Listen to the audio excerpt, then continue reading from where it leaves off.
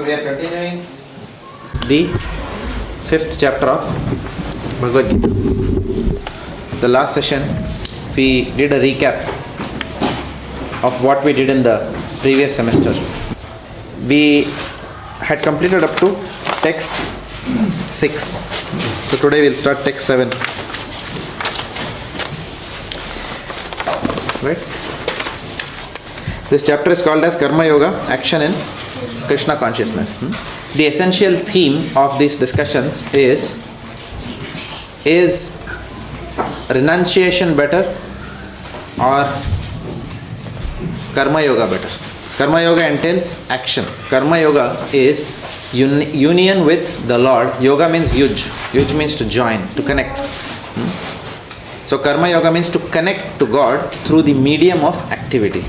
Jnana Yoga is to connect to the Lord through the medium of knowledge. Bhakti Yoga is to connect to the medium of devotional service. In one sense, it should not be understood that you can take any of these paths, and that's a crude understanding. It's a crude understanding that, you take any of these paths, it is the same thing. Actually, it is not the same thing in one sense. They are all rungs in the devotional ladder. Ultimately, one has to come to the platform of bhakti. There is no other way that we are going to get entrance into the kingdom of God. Ultimately, one has to come to the point of bhakti through Karma Yoga or Jnana Yoga or Ashtanga Yoga, whichever yoga process you follow. Ultimately, one has to come to the platform of bhakti. Right? So it's not that if somebody tells us, no, I am following Karma Yoga, and if you ask him, what is your Karma Yoga? He'll say, I am doing my duty. My son has to go to good, my children are well, I want to give them the best of material education so that they are well settled. I am doing my Karma Yoga, Prabhu. Like that. So that is not Karma Yoga. That is simply working on the bodily platform for the sake of the body. It has got no component of devotion in it. Right? So such work is not Karma Yoga. Though people usually think that is Karma Yoga. Karma Yoga means doing my duty. And what is their duty? Just to take care of the body, take care of children, take care of parents, build a good house, have a nice car, good nice English education. And people think that this is Karma Yoga. I have done my duty, now I can retire peacefully. I have done my Karma Yoga. No, it's not like that. That's not Karma Yoga. Because there is no question of union with the Lord in this situation. Thanks, Prabhu. Thank you. So there is Karma Yoga where there is activity. Through activity one tries to unite with the Lord, and then there is dry renunciation, just renouncing everything. So what is better? Arjuna is still asking the Lord because he is confused whether to not fight and not get any karma and therefore renounce, or whether to actually fight. So he is asking that question, and that's the context of this chapter. So we covered till verse 6, and today we'll do 7.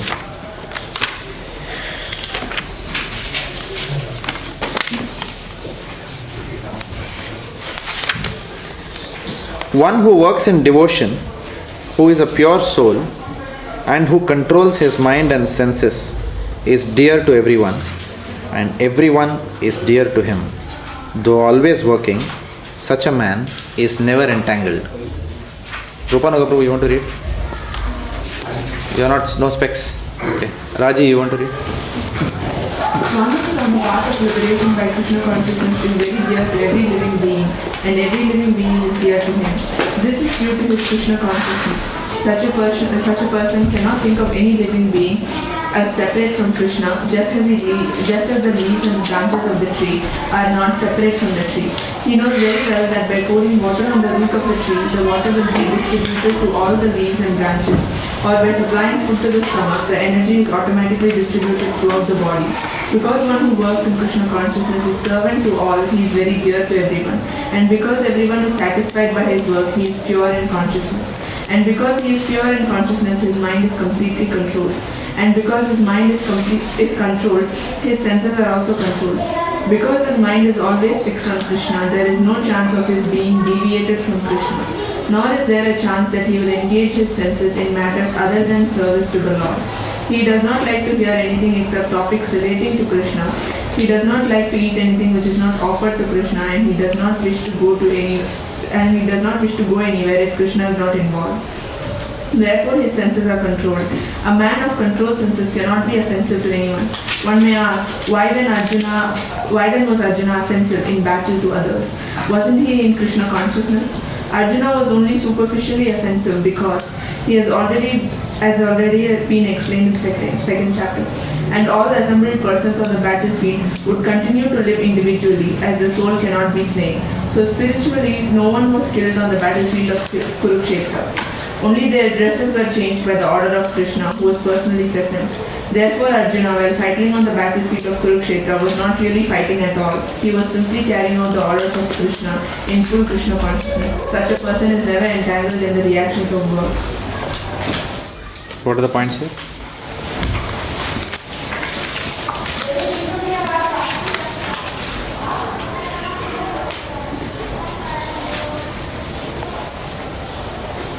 When we listen to the authorities and act, there is no karma.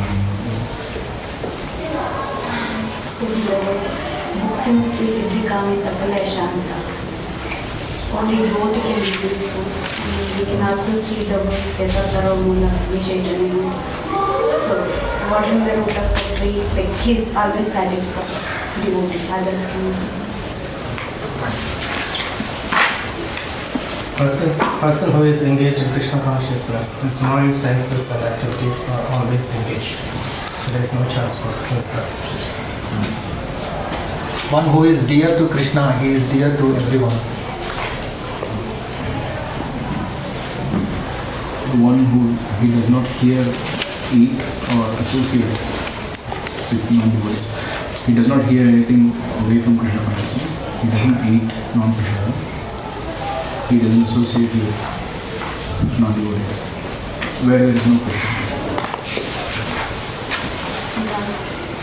And also we can see, like after starting the devotion and life, how we gradually left all those associations between Krishna from the devotion and life.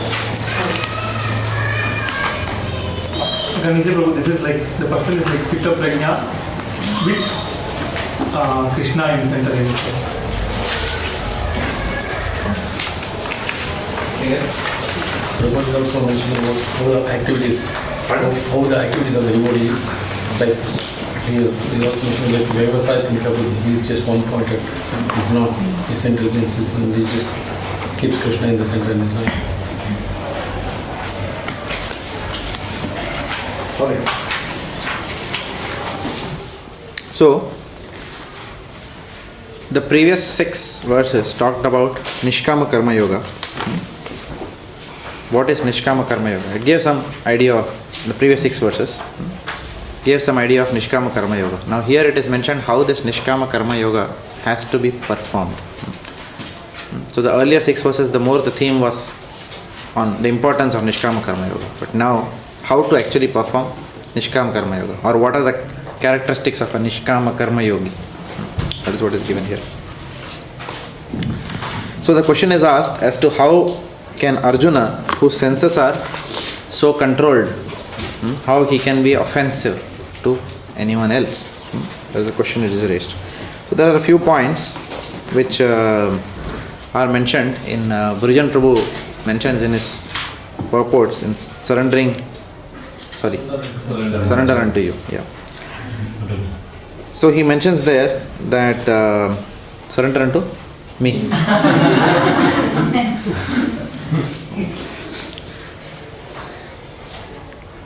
All right. So he mentions that a compassion of a devotee has got 3 symptoms. The compassion of a devotee has got 3 symptoms, and this is quoted by Srila Vishwanath Chakravarti Thakur. He says that such a compassionate devotee is Vishuddhatma, number 1, Vijitatma, and Jitendriya. Vishuddhatma, Vijitatma, and Jitendriya. three characteristics of an advanced person. Now, what is the difference between the three? Vishuddhatma, it is mentioned, is that a person who is advanced, Vishuddhatma implies that the soul has been purified with intelligence. That is called as Vishuddha Atma. Soul has been purified with intelligence. Vijitatma mentions the characteristic where one is self-controlled. Self-control. Vijitatma. And Jitendriya is one who has conquered his senses. They all might seem very similar, but there are very subtle differences between these. So, a soul with purified intelligence, what does he do? A soul with purified intelligence discriminates. Like when we do our Science of Self-Realization, session 1, we talk about Ahara, Nidra, Bhaya, Maitunam. That human form of life is different from the animal form of life. Animals are engaged only in eating, sleeping, mating and defending. Whereas human form of life is not meant for that. Human form of life, we have got higher intelligence. And this higher intelligence is for the purpose of self-inquiry. It's the prerogative only of the human form of life. We can't do self-inquiry in any other form of life. So we are very fortunate. We have this special space suit, if you like, where that intelligence has been given to us. In any other body, it's not possible. So, but however, because of our contact with matter, our intelligence has become polluted, and we think illusion to be reality, and we think reality to be illusion. Like somebody was mentioning, Hare Krishna Prabhu was mentioning the other day, that Mahabharata was lying in the Indian mythology section in one of the US library. Obviously, it's not mythology. Mahabharata is not mythology. Bhagavad Gita is not mythology. So whatever is real, we think that to be a myth or illusion. And whatever is illusion, we think to be real. So that is the unique characteristic of this material world. So our intelligence has got polluted. So therefore, Vishuddhatma means a soul whose intelligence has been purified. Whose intelligence has been purified, at least on a knowledge platform, you know what is real and what is not real. Like most of us sitting in this room, on a knowledge platform, yes, most of us know what is real and what is illusion. It may be a different matter that we may not be able to, even after knowing that something is illusory, we may still have temptations to chase that. For example, there is a nice car. We know that buying a great car is not the goal of human form of life, right? But still, there is that temptation is there to indulge, to go ahead and buy that particular car, right? Or sometimes, despite Haribol. Sorry. No problem. However,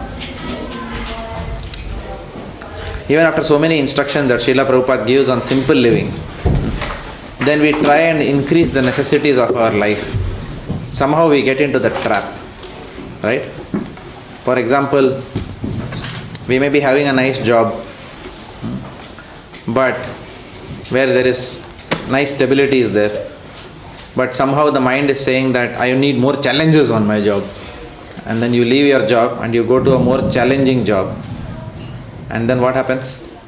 In a challenging job, then suddenly, they'll tell you, no, we don't need you now.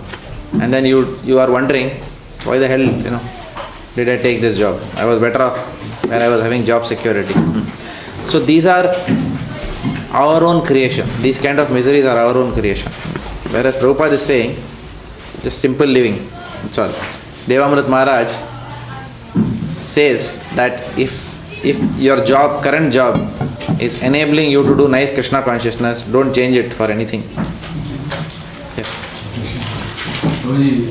Yes, it's fine. But when we work on, are we not trying to improve our career by doing, challenging job, end of the day is basically to improve the career, not So today you are something, tomorrow you are a manager. So that curve should be there in every devotee's lifestyle. Yeah, see, Bhagavad Gita is not applicable if you are into IT testing. Sorry, what was the question?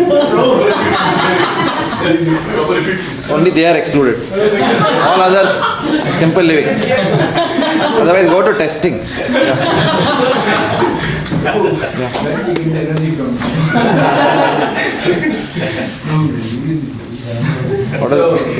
So we will just remain where we are. Till the end of ask for you. Till the end of life, you remain where you are. Yeah, till retirement, sorry. And where are you? Currently, where are you in your devotional life?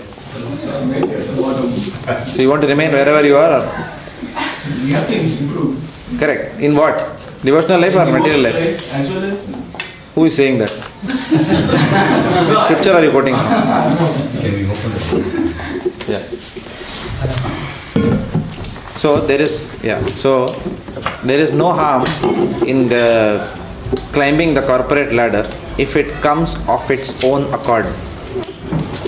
If your boss tells you you are being promoted, then you don't tell him, oh no, Trinadapi Sunichena, I'm just a blade of grass. You don't give all that. So whatever Krishna gives you on it, you accept it. If the Lord gives you stock options, you take it. You don't say, no, I don't want money. That is false renunciation. So if your boss tells you that you are being promoted, you take it.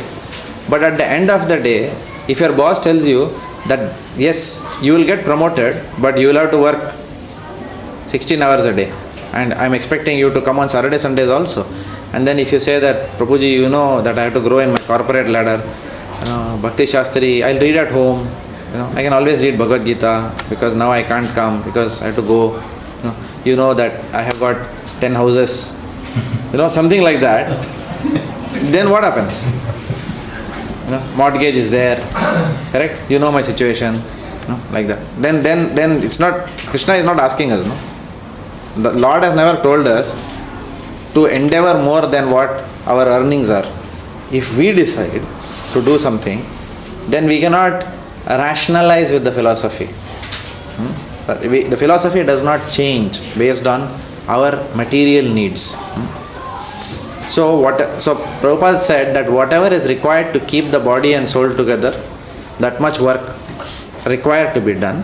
And as a part of doing that, it's not required actually to climb the corporate ladder. It doesn't necessarily mean one has to sit always till 10 o'clock. I know some people who have grown who are not always 10 o'clock sitters and over endeavorers. Sometimes you can just, if you are doing smart work, if you know your job, if you are delivering the results within 8 hours, then if you have a sane boss, then he will definitely not stop your growth. If you have a sane boss. If your boss is also somebody usually who has been bred in that same culture of sitting late, then usually these are the people who create trouble for you. And in this country, usually I have seen the trouble is little lesser than what it is in India. In India, you can't get up. The moment you get up at 7 o'clock, are you going half day? Somebody will ask.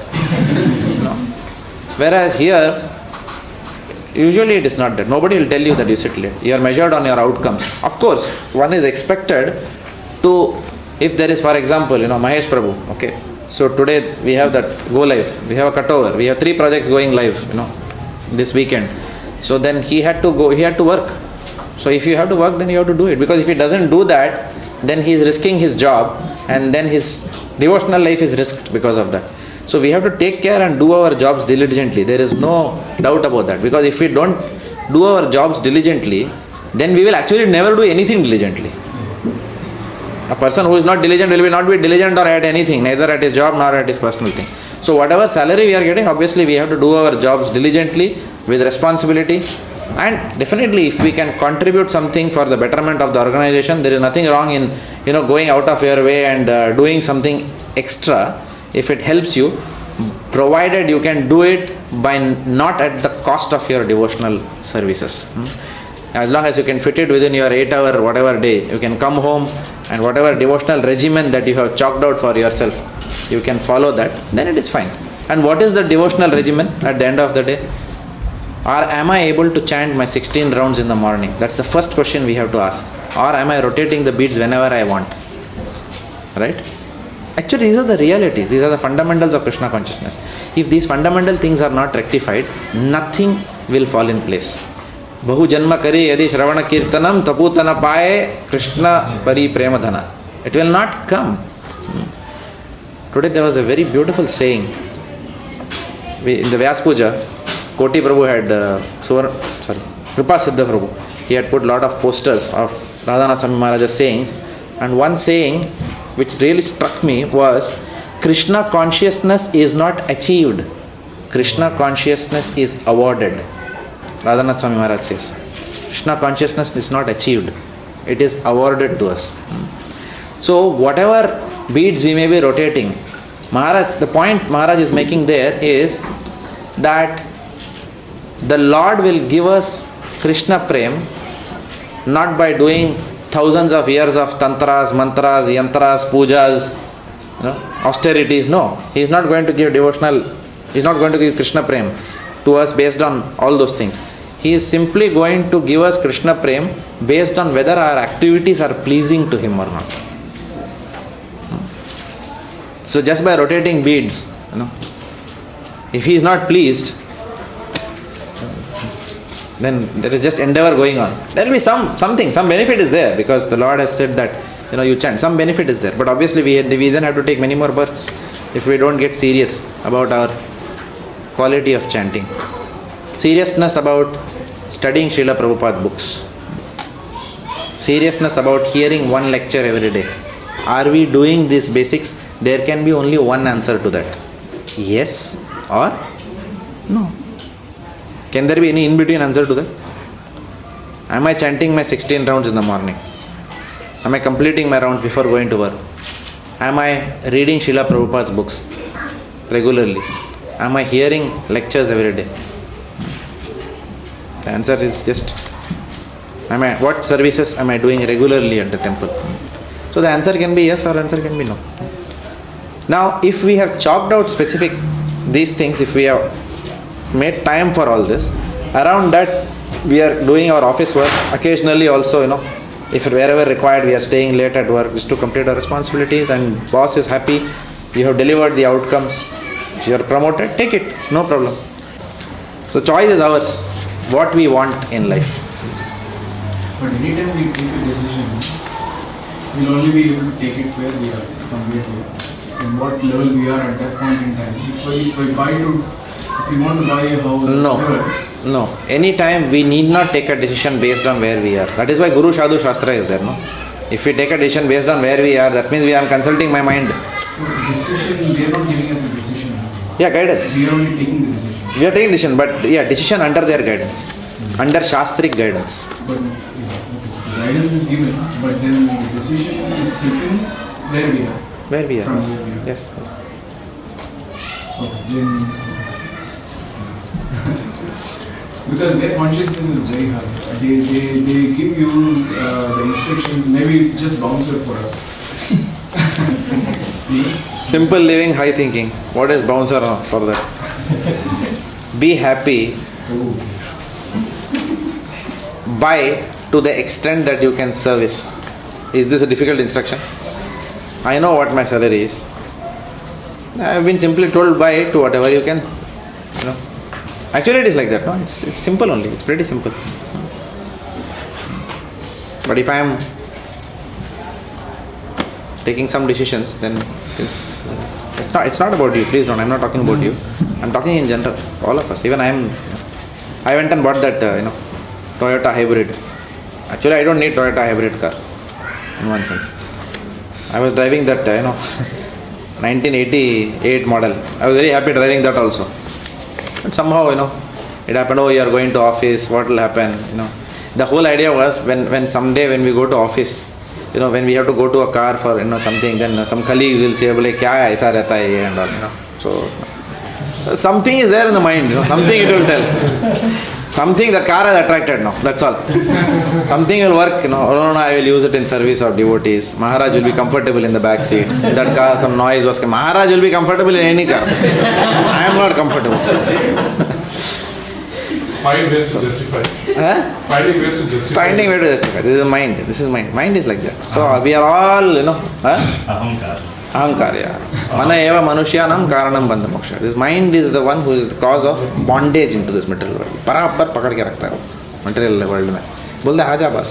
अभी क्या है बैठ अभी. Philosophy है. You're chanting 16 rounds. You're doing Bhakti Pariksha program. What is the harm if you have a car? You Maharaj is coming. No, in the car. You take Maharaj. What is? There's nothing wrong in having a clean car. That is how mind will tell. It's take it. Okay. Gangeshwar Prabhu will do nice puja for the car. Our mind is a problem. At least my mind is. Simple living is enough. Karunanidhi Prabhu is there. Let's take examples. When Karunanidhi Prabhu came, I only went and bought a car for him. Yogesh Prabhu and I went, but I only negotiated, found out a car for him and all that. And which car? He told me anything which runs. There should be 4 wheels. This is how it is. Actually, we have to learn from him. At least I know, for me it was a learning. Anything which runs on 4 wheels. Actually, I also used to have that car before. Same car, model I ran. But accident ho gaya, and then suddenly, we went to see actually cars in the 4,500 range. Then we said, abhi thoda budget बढ़ा के अभी इतना साल तो वो चलाया थोड़ा, okay, let's not go for the 6,500. And when we went there, then we told him also, that fellow, that dealer, 6,500 ka car, around our budget is like that. But deliberately he took us there. This is a beautiful car for you. 14, maybe it's not in your budget, leave it. Hey, hang on 1 minute. Just drive once and see. Nice, after sitting in that, Katara, it's good, after some time. Then you check your finances. Okay, actually, बहुत ज़्यादा भी stretch नहीं है, कर लेते हैं. And then we bought. What to do now? And then again accident. That 14,000 car got accident, and we bought now 20,000 car. Now I don't know what I'll buy next. Yeah, you never know. But mind is like that. I'm talking myself only. I'm not talking about anyone. This is my mind. But I know it is not required for Krishna consciousness. I'm convinced it is not required for Krishna consciousness. But all of you pray for me. Okay. So, Vishuddhatma. Vishuddhatma means a soul which is with purified intelligence. Which means at a knowledge platform, on a knowledge platform, at least you know the futility of material life. On a knowledge platform. Your intelligence has been purified now. So your intelligence is governing now your mind. Vijitatma means one who is self-controlled. So one whose intelligence now is purified, you know that this is right, this is wrong. But still, even sometimes when we have the knowledge this is not good, sometimes we do indulge in it, correct? Yes or no? Sometimes we still indulge in sense gratification, knowing very well that no, right? For example, ice cream is there in my house. I know that I don't need that to keep my body and soul together. But what happens when I see that, then attike khate hain. And sometimes when Yamunalila is not there at home, most of the time I eat ice cream at that time, Aditya and I. Because she will not give otherwise. She will give it so much quantity. So the moment she goes out, then we finish like that. So, sorry.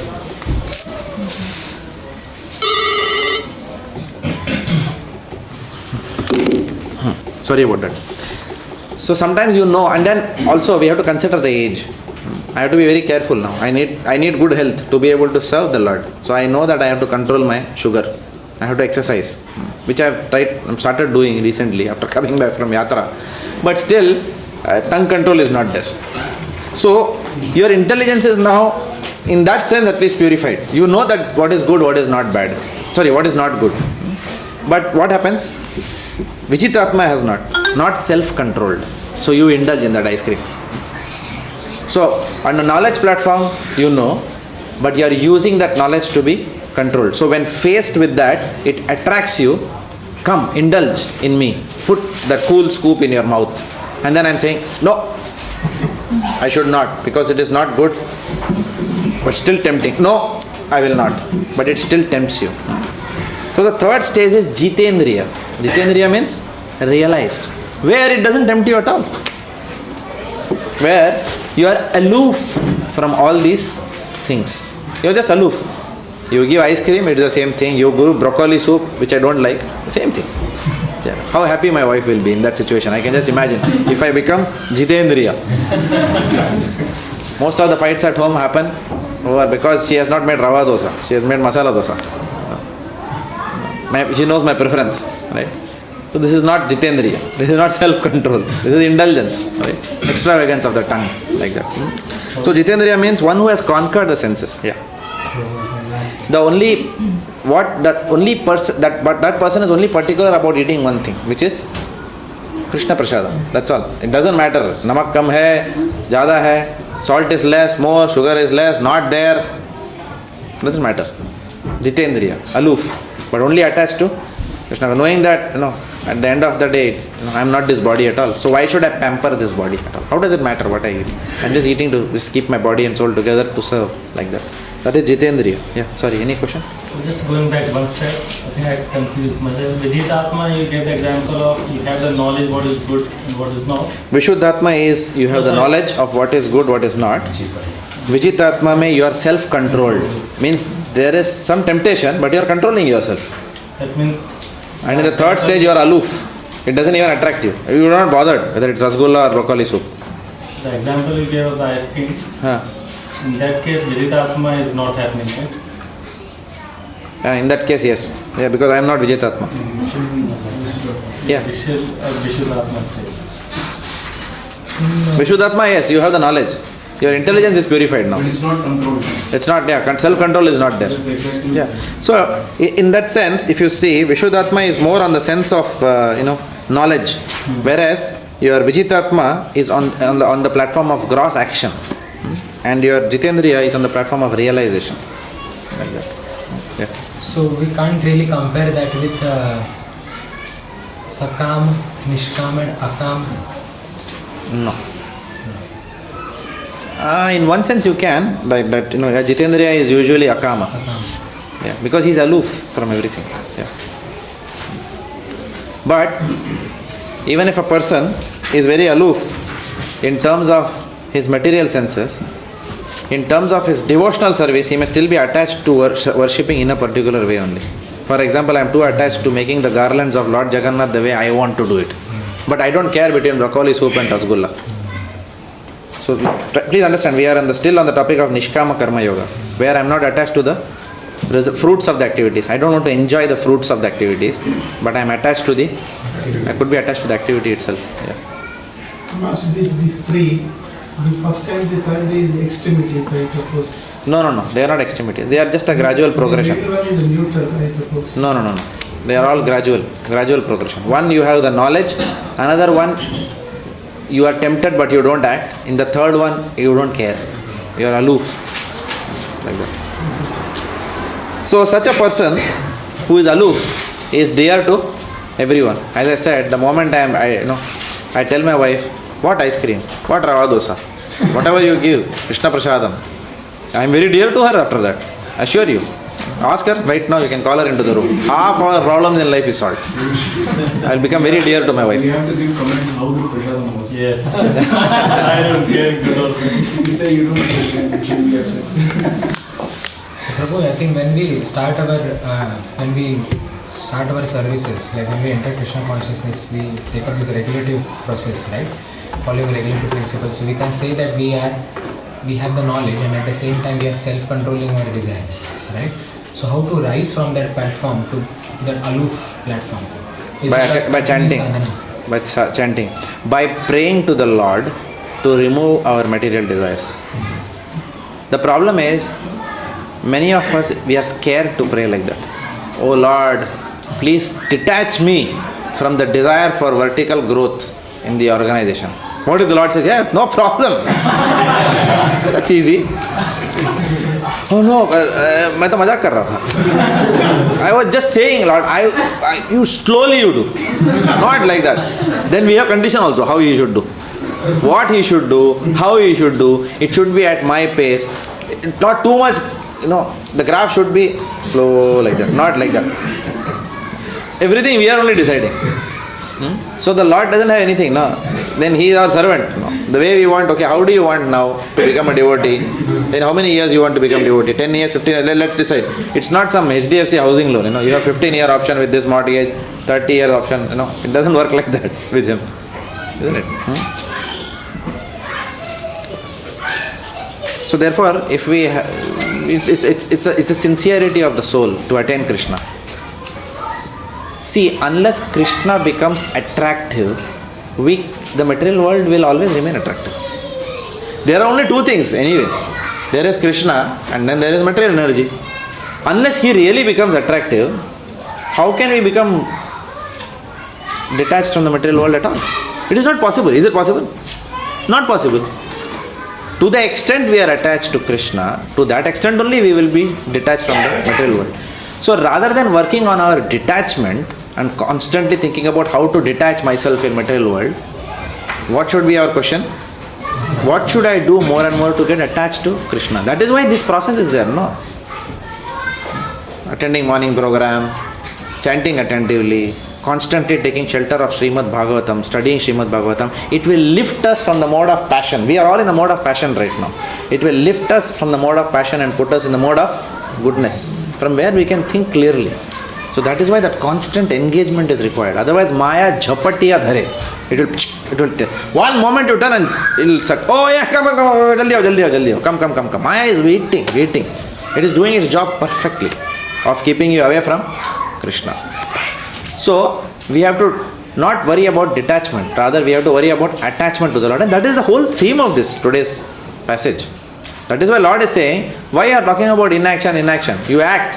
Worry more about whether I am pleased by your actions, rather than you saying that this is material energy, I am detaching myself. Right? Use the material energy in my service and act. So such a person who is Jitendriya is dear to everyone. And Bhujan Prabhu mentions that Arjuna's intelligence has now been purified, as Vishuddhatma. His intelligence is purified. That's why he understands that the soul cannot be killed. It's only the external dress which is there. The body is just the external dress. And then he understands the wisdom of carrying out Lord Krishna's instructions, as Mataji mentioned, watering the root. Yatha talor moola nishechandana. Watering the root of the tree. So he understands that by serving Krishna, I would please everyone. So that knowledge at least he is having right now. So Vishuddhatma. A person in the divine consciousness, although engaged in seeing, hearing, touching, smelling, eating, moving about, sleeping and breathing, always knows within himself that he actually does nothing at all. Because while speaking, evacuating, receiving or opening or closing his eyes, he always knows that only the material senses are engaged with their objects and that he is aloof from them. So, Jitendriya is described here. In the earlier verse, quotation was given of all the three, but essentially Arjuna was being portrayed as Vishuddha Atma. But in this 8 and 9 verses, Jitendriya is being described. Jitendriya is one who knows the self as separate from the body, and one who is aloof. One who is aloof. As I mentioned before, one who is aloof. One is aloof, pardon? I'll tell you. Aloof from 5 conceptions, which Srila Prabhupada writes in his purports. Aloof from 5 conceptions. The conception of being the doer of things. He is aloof from the conception of being the doer. He is aloof from work. Which means what? It doesn't mean he doesn't work. He is aloof from what work he does. He doesn't care. He is not very particular that I have to be given work only in this way to do bhakti. He is aloof in situations. He is aloof from all situations. He is aloof from in such that he doesn't over endeavor. So his whatever he endeavors, his aloofness is seen in that. And 5th one, he is aloof from the desire for fortune. He is aloof from misfortune and fortune. He doesn't care. Doer, work, situation, endeavor and fortune. So, we'll understand this a bit in detail. Let's take examples. So, aloof from being doer means what? That the person, if you know that you are not the doer, then automatically you will be detached from the results of that activity. Victory, defeat, these things will not matter. If one is aloof, that I am not the doer, prakrite kriyamanani gunai karmani sarvasha. Whatever is results, they are ordained by the three modes of material nature in which we work. That is, Krishna has put that system in autopilot. Then the person is also, for example, Srila Prabhupada, when he was in US, that time Bhaktivedanta Swami Maharaj was the highest book distributor there. And he was an amazing, we all know, Bhaktivedanta Swami Maharaj is a Mahatma, very elevated personality.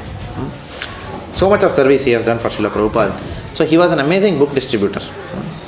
And the devotees were so pleased with him. I am not sure, but maybe it's Tamar Krishna Maharaj who took him to Srila Prabhupada and told him that, this person is an amazing book distributor. And Prabhupada called him personally, I want to see him.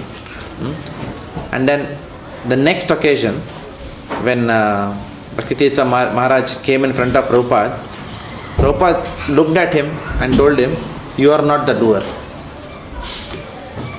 Right? So immediately that brings you to a different platform then, because then suddenly you are, of course Bhaktivedanta Maharaj was already on that platform, but for a person like me, for example, constantly suppose if someone glorifies me, then sometimes my mind tells me, okay, actually maybe they are right. If 10-15 people are telling you they are very inspired, so maybe something is there special in me. So that is where then that is mind telling. So there is where there, and then what happens if someone criticizes, we can't take. Hang on, 1 second. Why do you think 15 people are? Do you think they are all wrong? Like that. Because I am thinking that I am the doer, but actually we are nimitta matra. We are just instruments. Even when we sit on the Vyasasana, the Lord speaks through us. We don't speak. Many of you who are, hands up if you have given a class in the temple before. Yes. You will realize sometimes you will say, did I say it?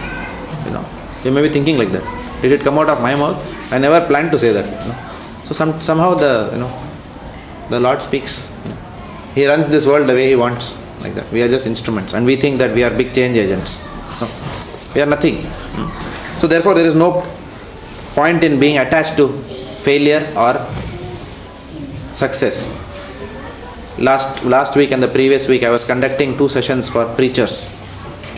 I was doing a seminar for preachers, those who are already doing Bhakti Vriksha programs, and it's like the trainer if you like, and those who are going to do Bhakti Shastra, those who are going to soon start their own Bhakti Vriksha program. So it was only for preachers, and the same message we discussed there, that don't be worried whether 8 people come, how many will become devotees by my preaching. Even if you cook prasadam and nobody turns up for your program, it happened once to us, nobody turned up in Toronto. Nobody came on that day. Yamunalila had cooked so much. So what's the problem? Just continue your class. Or even one person comes, give the class, that's it. At the end of the day, Prabhupada decides. At the end of the day, our preaching is not about how many devotees we make. At the end of the day, what matters is whether we preach or not. That's the only thing that matters. In Krishna's court, the only thing which matters is what did you do. That's all matters to him.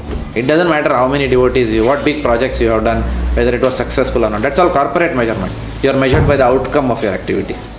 Whereas in Krishna's court, you are measured simply by the activity. Our boss in office is not bhavagrahi, he is result grahi. Whereas Krishna is bhavagrahi, thankfully. Right? And rightfully so also, because results anyway is in his hands, not in our hands. So doer, a person who understands this is aloof. He just does, but he is, okay, fail. Anyway, nothing is failure. What did we say at the beginning? When I quoted Radhanath Swami Maharaj, what did he say? At the end of the day, have you pleased Guru? Have you pleased Krishna? That's all that matters. It doesn't matter how many devotees you made when you preached. Have you served? That's that they are happy, they recognize, yes, this person is trying. That's all. Such a person is aloof from the work also. Most of us, we are engaged in Ugra Karma in office. Correct? Ugra Karma means what? that which does not produce any rati for the Lord. What is that verse? Na utpadayed yadi ratim shrama evahi kevalam. Whatever work we do anyway at office, what is it? It's not leading to Krishna Prem. Correct? At the end of the day. So therefore, not to get too attached to that work. Too much involved and this, that. Yes, do it, execute your responsibilities well, that's all. But don't get too attached and too emotional about the whole thing and how the people behave with you and whatever. Just get affected. Yeah. Question. Yeah. When we said the person is not worried about the outcome, why my activities are not getting the desired results, but when the same person was at peace when he stopped thinking about the results. But like we said, we should act to the best of our abilities, but the intelligence also says maybe I can do it differently if I'm not using it good enough, or am I doing it right or not. Those terms that am I using my ability the way I should be, without conveying it accurately. Sorry, I didn't understand your question. That, if anyone wants water, it's here. Please don't hesitate to take, because I know many of you may be thirsty. Anyone wants water?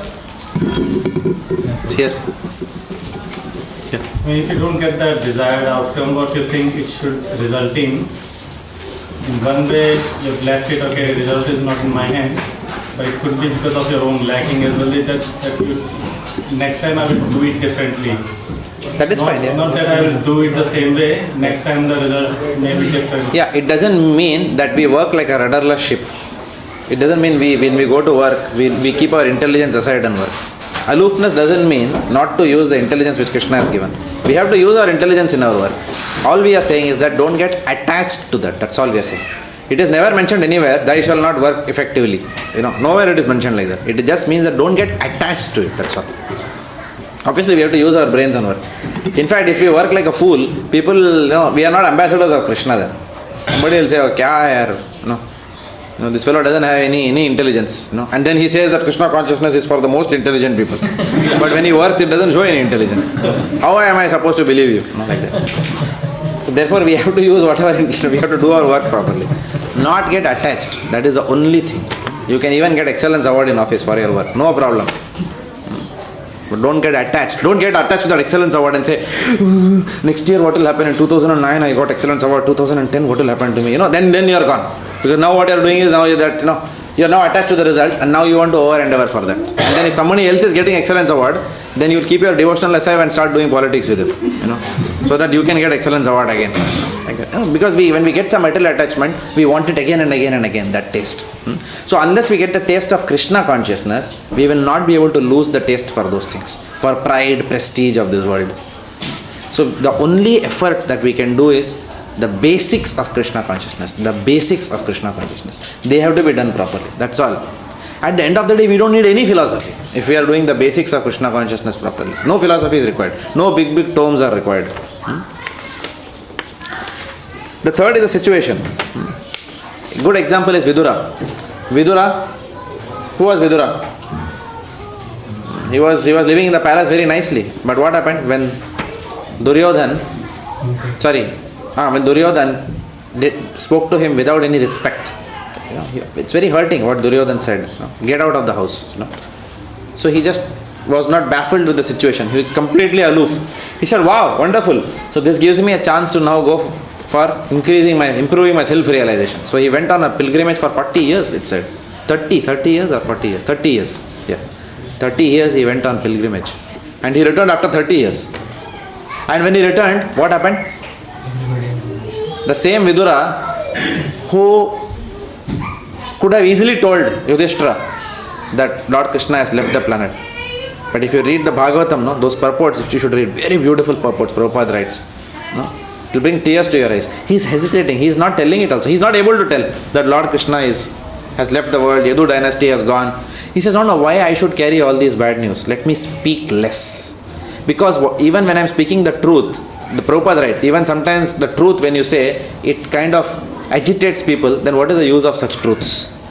Prabhupada is writing very purports there. So he is not saying that. And he says, okay, Arjuna is coming, let him tell about all those things. Why? I am not going to tell all that. Now same Vidura, who is so measured in his, whether how Yudhishthira will be hurt, he's so sensitive to the feelings of Yudhishthira and Arjuna. Same Vidura goes and blasts Dhritarashtra. You are living like a shameless dog, eating the remnants of those people who killed your children. Come with me now. Time to renounce your kingdom. Don't now be attached to this kingdom. And then he pulls him out and takes him to the Himalayas, like that. Same Vidura, who is thinking how I will hurt this person, and same thing. So that means the person is very aloof in any situation. Aloofness doesn't mean that you don't act. Aloofness means you act purely in the interest of Krishna. That is what is aloofness. You act based on what is good for that person's Krishna consciousness. Like that. Such a person, it comes to endeavor. He is aloof from endeavor. Over endeavoring. Simple living. That's all. Just to keep the body and soul together. Not over endeavoring for material things. Such a person is aloof from the desire, aloof from fortune and misfortune. Most of the people, why do people go to Crown Casino? Or why do people gamble? People gamble because they are trying to circumvent what karma is going to give them. They think, let me beat my karma. That is what is gambling all about. Right? They are trying to circumvent what is there ordained for you at the end of the day. Right? But a person who is aloof, he doesn't want to circumvent karma. If fortune comes also, doesn't matter. Misfortune comes also, it doesn't matter. Aloof from that situation. Tattenu kampam sushimikshamano. Hunjan eva atma kritam vipakam. We know that famous verse, right? Which means what? That even in the worst state, a devotee is, what he is saying? Oh my Lord, I deserve more. And even in that situation, he is paying obeisances to the Lord. Even when a misfortune comes to him. And continues to take more shelter of the Lord under misfortune. Rather than saying, oh my dear Lord, I was chanting 16 rounds in the morning, why it is happening to me? So such a person is aloof from fortune as well as misfortune. So Lord Krishna now describes how transcendental knowledge that we are not the body should be expressed through work and not blind renunciation. So this knowledge, whatever we are getting from Bhagavad Gita, should manifest in the way we work. Not simply, having adoration for people who are blindly renouncing things like that. So if we work in this knowledge, then no reaction will come. Na karma lipyate nare. What is that verse? Kurvan eveha karmani jije vishe chatam samaha evam tvai nanyate toshti na karma lipyate nare. Where is this from? Isopanisad. Third verse. Invocation and third verse. Third verse or second verse? After Ishavashyam idam sarvam. Second verse. Yeah. Third, but second. First is that 0th verse. Om Purnamadam. Like that. So, na karma lipyate nare. You can go on working like that for millions of years and karma will not touch you. Na karma lipyate nare. It will not touch you. The example is Srila Prabhupada in Japan. Example of someone who is not attached to the results of the activities. Srila Prabhupada went to Japan. He went to a place and he said, wow, this is a good place for temple. We must have temple here. You know how Prabhupada, he'll go to the most opulent place and he will envision a temple there. And it happens there. So one Prabhupada went and said, okay, let's have this. This is a nice place for temple. Call the fellow. A fellow came. Prabhupada, even before the price negotiation, he said, why don't you donate it to us? So, and it is, and if I remember correctly, that person was almost, there to donate that. But he said that, yes, I would donate, but then I want to call my guru. He had some Mayavadi guru, and to do a program there next day in that auditorium. So he called the Mayavadi sannyasi. So many Mayavadis were there, and Prabhupada also there. So first they asked Prabhupada to speak, and Prabhupada spoke. And after that, what happened? The Mayavadi started speaking. I think some Kaivalya Maharaj or someone, Kaivalya Swami. Kaivalya in fact also hints at that dry renunciation only. The meaning itself is like that. So he started, and whatever he spoke, he never uttered the word Krishna. And he was speaking Bhagavad Gita. So Prabhupada was fuming. He was fuming. Prabhupada was trembling actually, when he was speaking. And after some time, Prabhupada could not tolerate him. So Prabhupada he is talking now, just imagine, he's talking, full audience is listening to him. Prabhupada told disciple, you come on stage and start loud kirtan. Just imagine that situation. Can you imagine the situation? How it is? And Prabhupada's disciples were so surrendered, they didn't think that, Prabhupada, I agree, what you're saying, but then it's not etiquette. No! Guru Maharaj said means, do. It's not, this is called as, na karma lipyate nare. You don't worry about worldly etiquette and what people will think and whatever. You have full faith in a pure devotee and his instructions. They started and jumping wildly, they were doing kirtan. Obviously the person was not very happy with Prabhupada. He told, no, sorry, I've changed my mind, I can't give you. Unaffected by the results. But he did the right thing there. Because his Guru Maharaj did that. If he would have tolerated that Mayavadi, Prabhupada couldn't have done that. Because that is what his Guru Maharaj lived for. He wanted to finish the Mayavadis. Bhaktisiddhanta Saraswati. And Prabhupada is a true disciple of Bhaktisiddhanta Saraswati Thakur. Prabhupada didn't tolerate that. So, aloof. Working for the interest of Krishna. Not tolerating anybody who is trying to kill Krishna. Prabhupada could have been successful. Yet another project done. But no.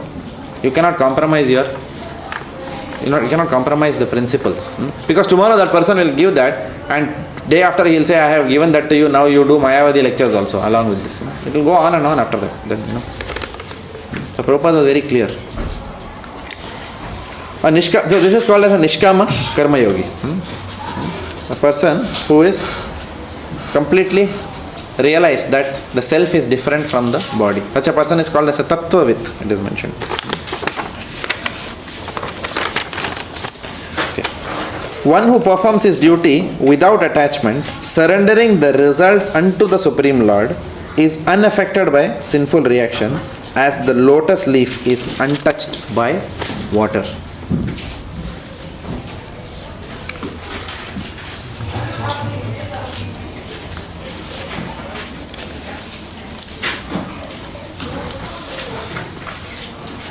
So here, let's do one thing. Rajkumar Prabhu, can you read that very quickly for us?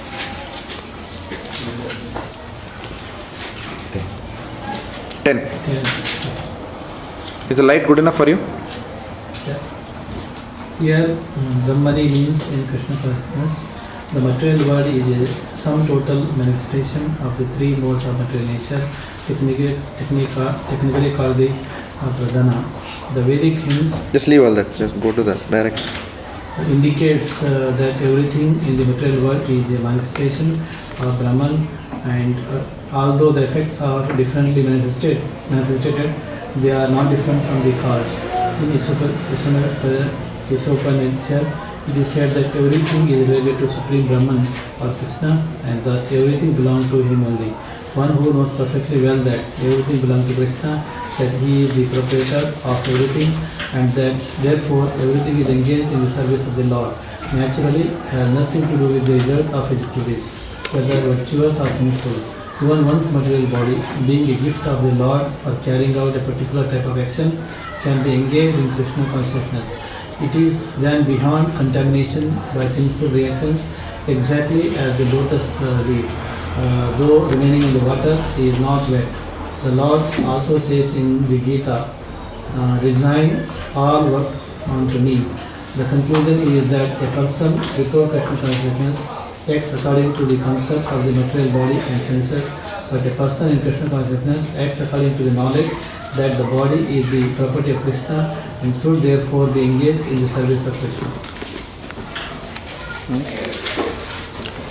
So, Brahmani here means seeing everything in relation to Lord Krishna. The word Brahmani. Seeing everything in relation to Lord Krishna. And this is also called as Shastra Chakshu. The 12 aims of Shastric study, the 12th one. What is that? Shastra Chakshu. Shastra Chakshu means seeing everything in relation to the scriptures through the eyes of divinity. That is called as Shastra Chakshu. That is what Brahmani means. So this human form of life that we have is a rare gift which has been awarded to us after many species that we have encountered. Ishavashyam idam sarvam yatkincha jagatyam jagat. Tena tyaktena bunjita mahagrida kasya svijanam. What does it mean? Everything animate or inanimate is owned by the Lord. So our body is animate or inanimate? Hands up if you say animate. Okay, one person. Our body is animate. What does Prabhupada say? The body is already dead. It is only the presence of the soul that matters. Body is matter. Body in itself is inanimate. It's made of matter. Earth, water, fire, air and ether are not animate. They are inanimate. Right? It is a soul which is animate. So, this body is inanimate. But we have to understand everything, whether it is animate or inanimate, is owned by the Lord. So this body is also a property of the Lord. So this body has to be taken care of because it's a property of the Lord. The body is a space suit which is given to us to escape the gravitational pull of Maya, which binds us into the material world. So this body is the booster rocket, if you like. We have to use it in the service of Krishna to overcome the influence of material nature on our soul. That is the purpose of this body. This is the property of Lord. So that is the mood in these verses, in this purport which Prabhupada is writing. So Prabhupada says one has to develop that jnana. This jnana is required. That this body is also a property of the Lord. Not that I can do anything with this body. That is why suicide is a big sin. It's not that suicide, very well, very nice.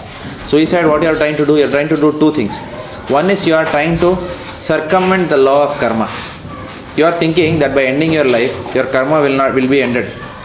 But no, it will follow you because you are done. So, and then you will get fresh karma also. Why? For avoiding karma, you will get further karma next lifetime. That is the worst thing. Not even getting a human form of life. Also, person who commits suicide doesn't understand that he thinks that it is my body after all. I can do anything with it. So there the understanding is not there that this body is not mine. It is a gift given to me by the Lord. So that understanding is required. So the jnana that I am not this body, I am the spirit soul and this body belongs to Krishna, at the end of the day must lead to vairagya, must lead to renunciation. So renunciation must not be dry renunciation. So the whole idea is whether to work or whether to renounce. Dry renunciation. So the renunciation should not be dry. The renunciation must be based on real knowledge of what is the use of this body. What is the reason why matter has been created. So that it can be dovetailed into the service of Krishna.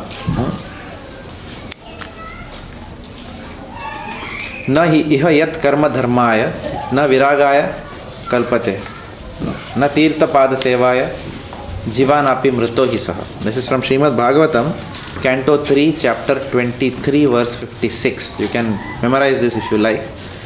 3.23.56. न इह यत् कर्म धर्माय न विरागाय कल्पते न तीर्थपाद सेवाय जीवानापि मृतो हि सः. Anyone whose knowledge does not lead him to renunciation. Our knowledge must lead us to renunciation. And our renunciation must lead us to bhakti. If that doesn't happen, then such a person is as good as, even if he is living, he is as good as dead man. Jivanapi mrito hi saha. Zinda reh ke bhi wo mrityu ke barabar hai. Jivanapi mrito hi saha. So therefore our knowledge has to lead to renunciation. Renunciation has to lead to bhakti. All our religious practices have to lead to knowledge. Knowledge to renunciation. Renunciation to bhakti. Otherwise, such a person is a dead man. Now a question can be raised that if someone is detached from work, knowing that I am not the body, I am the spirit soul, someone is so detached from that work, even in this knowledge, and still what is the use of that working? So that question is coming. Of course, in this class we have already answered that question in one sense. But please understand, Arjuna in this is not attending a Bhakti Vriksha class there, where things are repeated to him. Only once Lord Krishna is going saying the Bhagavad Gita. I think it was recited in 45 minutes, 1 hour. I heard somewhere in one of the lectures. So that is all that he got. We are having so many sessions and closed book essays and open book exams and whatever. But please understand that mood also. Okay, so that, Prabhu, you already said we all know what is coming and all. No? But you cannot compare it to Arjuna. So he's still that question can come in his mind. So you are saying that detached, from work, body, soul. What is the purpose of working? Because Arjuna did not have Prabhupada's purports, which we have. So we are more fortunate than Arjuna. Okay. So let's see in text 11. The yogis, abandoning attachment, act with body, mind, intelligence, and even with the senses only for the purpose of purification. So, Akhanda Prabhu, you want to read? When one acts in Krishna consciousness for the satisfaction of the senses of Krishna, any action, whether of the body, mind, intelligence, or even the senses, is purified of material contamination. There is no material reactions resulting from the activities of a Krishna conscious person. Therefore, purified activities, which are generally called Sadachar, can be easily performed by acting in Krishna consciousness. Bhaktivedanta Swami describes this as follows. A person acting in Krishna consciousness, or even in other words, in the service of Krishna, with his body, mind, intelligence, and words, is a liberated person even within the material world, although he may be engaged in many so-called material activities. He has no false ego, for he does not believe that he is this material body, or that he possesses the body. He knows that he is not this body, and that this body does not belong to him. He himself belongs to Krishna, and the body too belongs to Krishna. When he applies everything produced of the body, mind, intelligence, words, life, wealth, etc., whatever he may have within his possession, to Krishna's service, he is at once dovetailed with Krishna. He is one with Krishna, and is devoid of the false ego that leads one to believe that he is the body, etc. This is the perfect stage of Krishna consciousness. So all problems in this material world arise because of ahankar, because of false ego. So there is a verse. What is that verse? Janasya moho yam aham mameti. What is the first line of that verse? Naya deha bhajam niloke something kashtam. No, not that one. Pumsa striya mithuni bhavametam. Then? Tayo mitho. Hridaya Granthi? Ahoma. Then? Sutapta something. Vittaya. Vittaya. Janasya mohoyam aham mameti. Okay. So this is a verse from Rishabdev. Okay. So Rishabdev says that the whole material world is rotating on this one single concept of aham mameti. Me and mine. I am the supreme controller and everything is for my enjoyment. And everyone is thinking like that. That is the problem. Everyone is thinking like that I am the center of the universe. Everything is meant for my pleasure. Everything should act according to what I think they should be. This is called as aham mameti. It is called as ahankar, false ego. Like that. So all problems are because of that. I am this body. This body is for my enjoyment. This world is for my enjoyment, like that. So the goal of acting. You remember when you go back, or in 2 verses back we said question can be raised.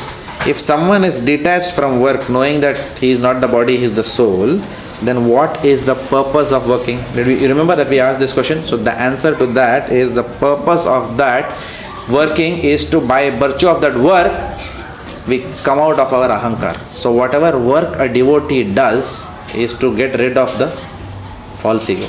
So devotee works to get rid of false ego, essentially. Because a devotee is working for Krishna, under the direction of Krishna, under authority of enlightened people. You call them guru, you call them counselors, whatever. Then the devotee is constantly working under their guidance. So like that, so karma is not touching, but at the end of the day, whether karma is touching or not, what is happening? Purification is also happening by that work. Mahesh, you had a question? No, it pertains to office work also. It doesn't pertain to devotional work. Devotees don't have 2 lives. One office life and one home life. Actually, we don't have. At the lowest level, we don't have. At the most fundamental level, we don't have two lives. We have the same life. For example, some people say, we are vegetarian. We don't eat meat at home. I said, what do you mean by that? So there is one life outside of home, then there is one life inside home. So what do you mean by we don't eat meat at home? Either you eat meat or you don't eat it. My husband is very disciplined. He doesn't bring liquor at home. Once son and father will drink, but they will go outside and drink from the same glass. No problem. As if it's a very big value, very big virtue of life. Son and father drinking from the same glass. So this is called as a father who is Dhritarashtra, and the son is Duryodhana. Right? Father is also a fool, and son is also. Son is unfortunate to have been born, to be receiving guidance from such Hiranyakashipu. So our office and our other work are non-different, because when we go to work, we are going to work to support our Grihastha ashram. Because, for example, because we go to work, then our partner need not work. And because our partner doesn't have to go to work, our partner is able to engage in services for the temple.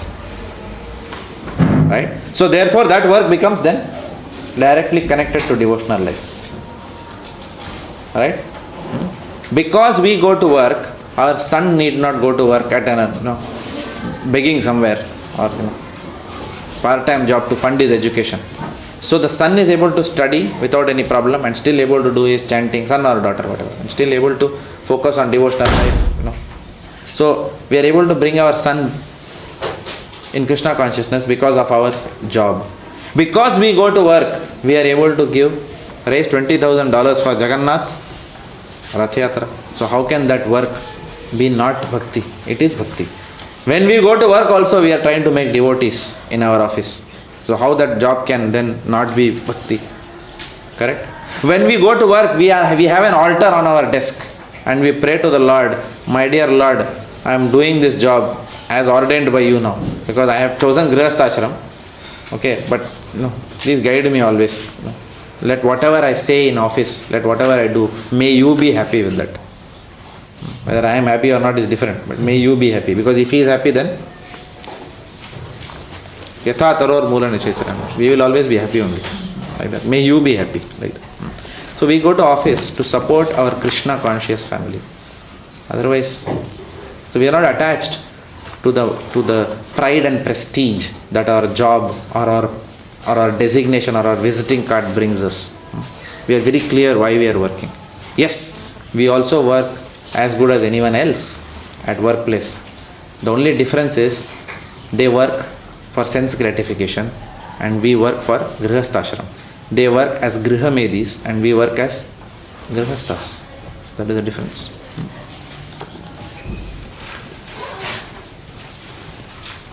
So the goal of activity, all activities that a devotee does, is to get rid of this ahankar, the concept of I am the supreme and everything belongs to me and everything is for my enjoyment. We don't think our salary is for our enjoyment. We don't think like that.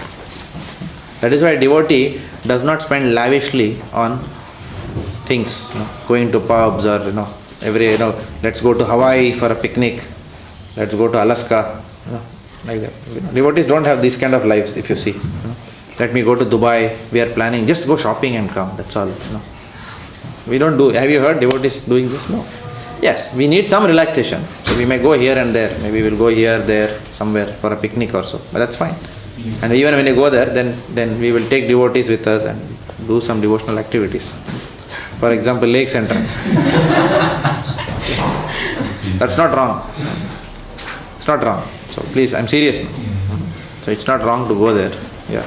Of course, it's wrong to go too much. So it's not wrong to go. There should be some recreation for devotees also. But we don't get too attached with the concept of enjoying material nature.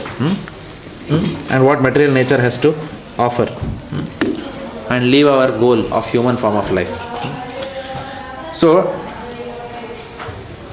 through our work, purification must happen. And through purification, then detachment should happen. Through that purification, then detachment should come. So not dry detachment, not dry renunciation. Renunciation through purification of consciousness. Not merely from dry abstinence. In this verse, there is a word called kevala. In the Sanskrit, if you see, what is that? Kayena manasa buddhya kevalair indriyarapi. Kevalai means purified. Purified intelligence. So the detachment should come from that purification, not by dry abstinence from the material energy.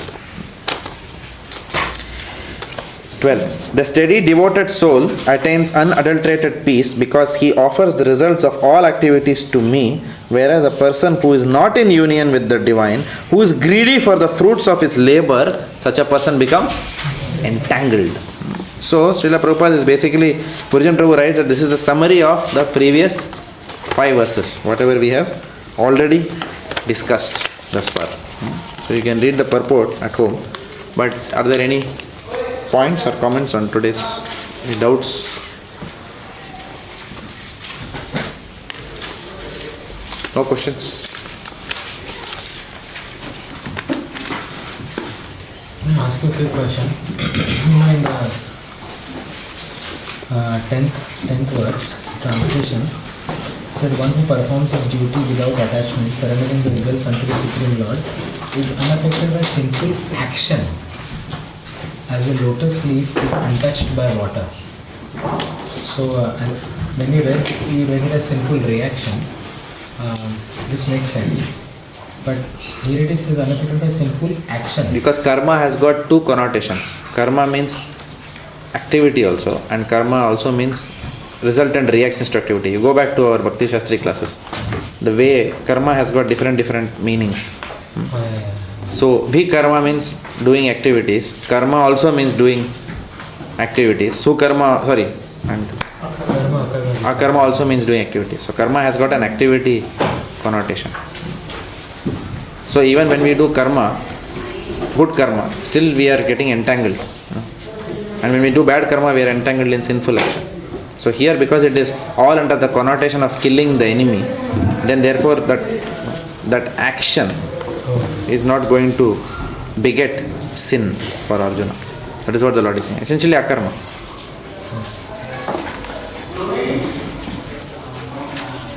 So, everyone tired? At least I am. Alright. So, just one small announcement for all of you.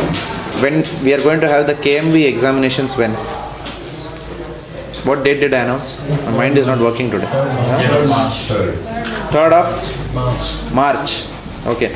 Now in your KMV examinations, I'm going to I'll be regrouping all of you into different cells.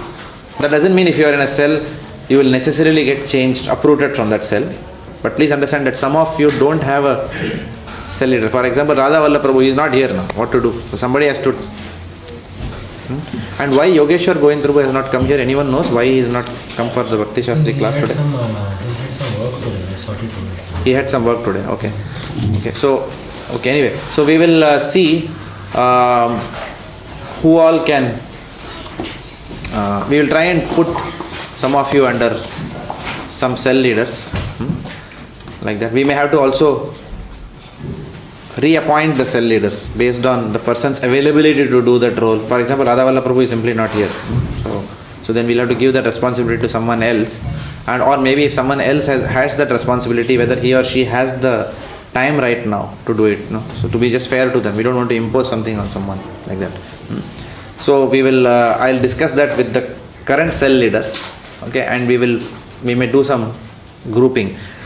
But essentially, what I'm trying to do is for the key memory verses, I will be asking the cell leaders themselves to assess the papers, because there is nothing much for me to assess that. It's very clear. Either you know the translation or you don't know the translation. It's as simple as that. It's black and white, so it's very easy for assessment by them. The only guideline to the cell leaders is, and whoever we appoint cell leaders, they can hear this class offline if you want to understand again. The Sanskrit verse has to be clearly written.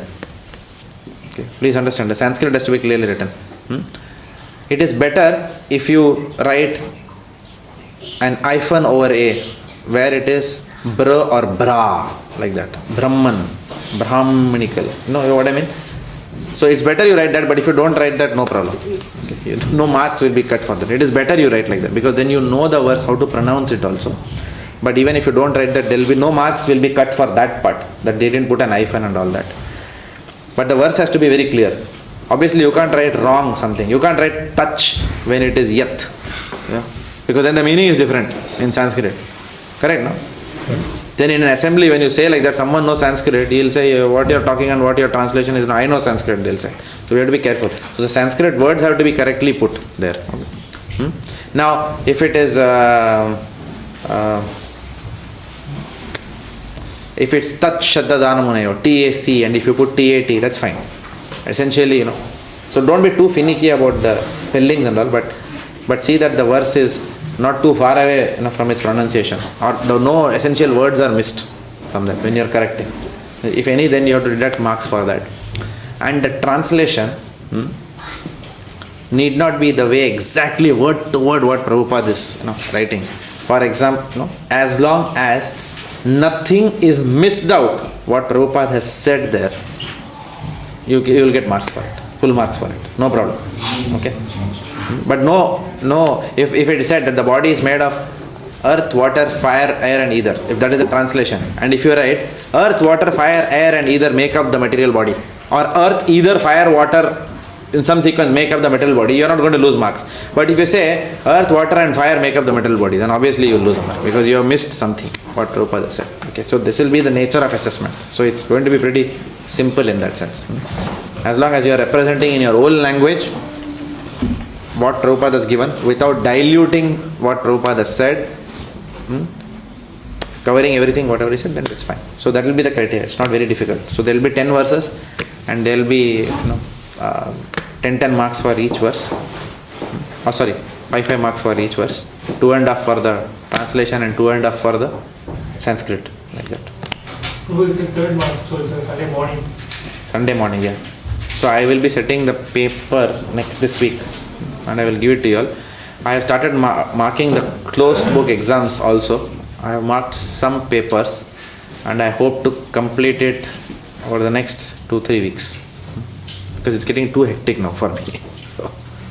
So I need, give me some, please bear with me. I will complete that. And still that open book essays are keeping on coming. They don't stop at all. Somebody or the other is sending some essay, right? So then I've started that, and I'll correct and send you. And then more will come now, because all of you will be submitting. But first I'll clear those closed books, then I'll correct your open books, just to be fair to the people who have written the exam 2 months ago and still waiting. Prabhupada.